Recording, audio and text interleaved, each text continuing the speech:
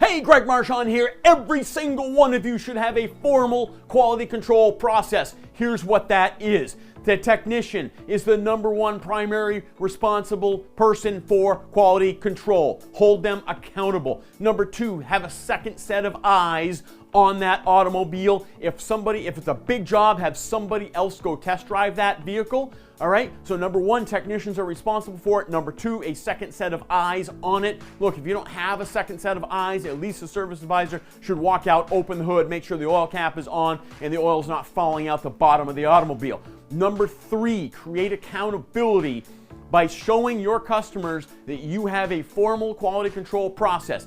Give your technicians business cards that say, this vehicle was quality controlled proudly or proudly quality controlled by Johnny. All right, don't give full names, don't give last names, but give them a card, a business card they can leave on the dash, mirror hang tag that they can sign off saying this vehicle proudly quality controlled by Johnny, and Johnny signs it. The signature is really, really super important. So build your quality control process. You need help, reach out, subscribe to this channel if you like the content. And again, if you need help, I got a ton of resources for you. Get a hold of me, keep up the great work, implement a quality control process today, and never, ever, ever stop learning.